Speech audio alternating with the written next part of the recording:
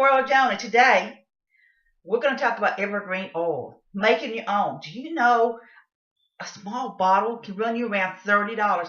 Evergreen oil just simply means evergreens. Now, what I did, I went out and harvested. Remember, I said don't go out your way. I harvest 4 different types. Oh, and this here is like a cedar-like smell.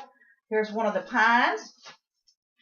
Here's I think this in here I believe was like blue pine. And then I got this here for one of the bushes. I'm not going to swear that that is exactly an evergreen, but I sold it into the mix. Now, there's different ways of fixing your evergreen oil. You can sit here and do a boiler system. And I just made up one. This is my pan I use for my oils and things like that. So all I simply did was take a 2-quart system, 2-gallon canner. Boy, me and my bloopers.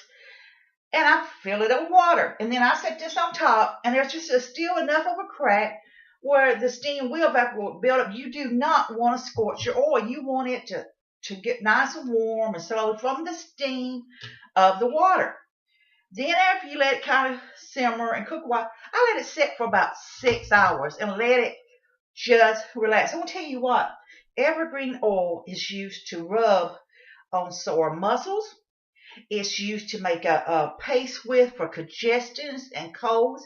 It's also this nice relaxing smell if you like cedar. It also is a bug repellent. Bugs don't like the smell in the house. And if you got cats and dogs like I do, and my house is old, and I'm just like, but you know what? I let that pan set, and I come back later on today, and I got one in my living room, and I was like, boy, it wasn't a real strong smell, but it was strong enough. But here's what I'm doing.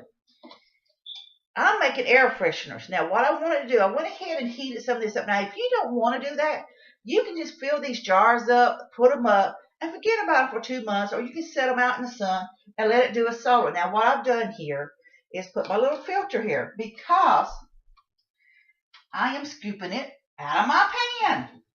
You know, I am so tired of spinning out money, on everything because it just costs just so much to spin out.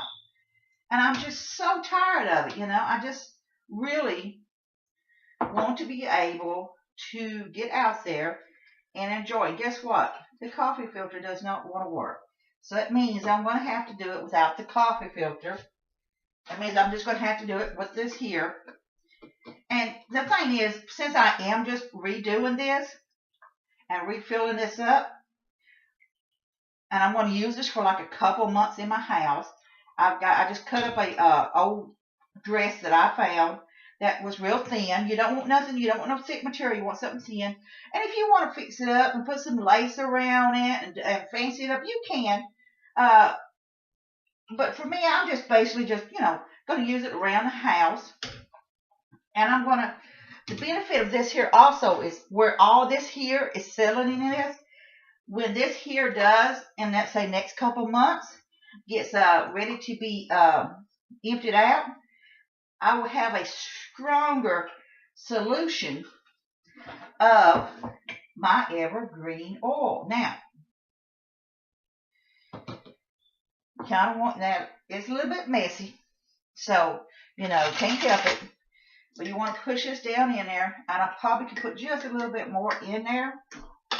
So since the advantage is, like I said, once you heat the oil up and everything, and you start smelling it, and you get it kind of to what you want, need to let it just sit for a while. Now, like I say, I just cut some rags up here. I put it right here on top of it. Now, you can see all that oil just leaking right there. And I probably, should have wiped the edges off better. But that's something you really need to kind of do. But you know what? I'm just using this as an air freshener for now. If I can get it to screw on right. And a lot of them says use a higher quality of oil. I want to tell you what. Our ancestors did not have olive oil at hand to make their oils. They had to use whatever they harvest. Now, my lid still ain't on right. So, I'm going to have to play around. Now, you can see here, I put probably a little more oil in it than I should have. So that's okay because as it soaks those other vines up and everything. As a matter of fact, you know what?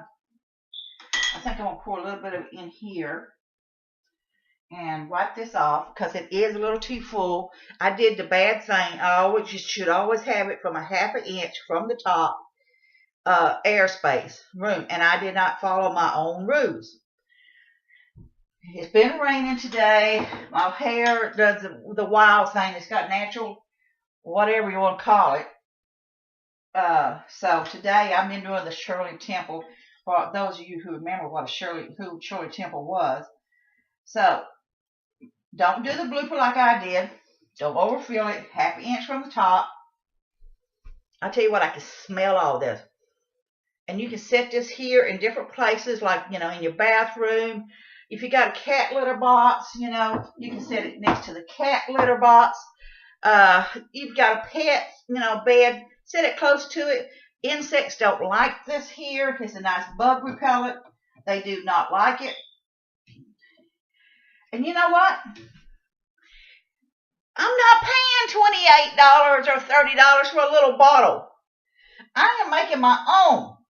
I went to the store. Now this here is a sunflower oil because I cannot afford the olive oil. So you know what? Like I said, our ancestors didn't have olive oil unless they lived in a country where they did. What I do, there's a place that there's a place where I get a combination vegetable oil and olive oil combination. Now this here's what I use this time. But you know what? I don't think it really matters what oil you want to use. It's up to you.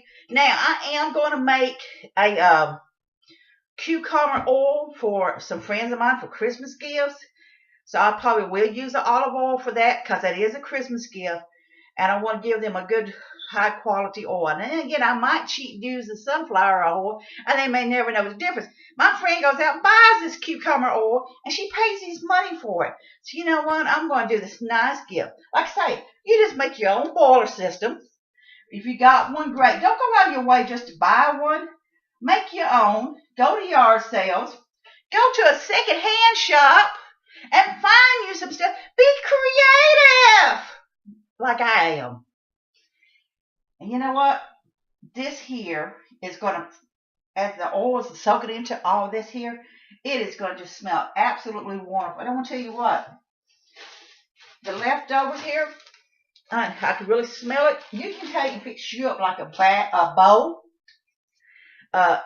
Like it, for example, my cat litter. I think I want to just take this, but I'm going to take this here. This is a real strong one. I think I'm going to take it upstairs and put it in a bowl. And I'm going to put it close to the cat litter. And guess what? It's going to help all of that.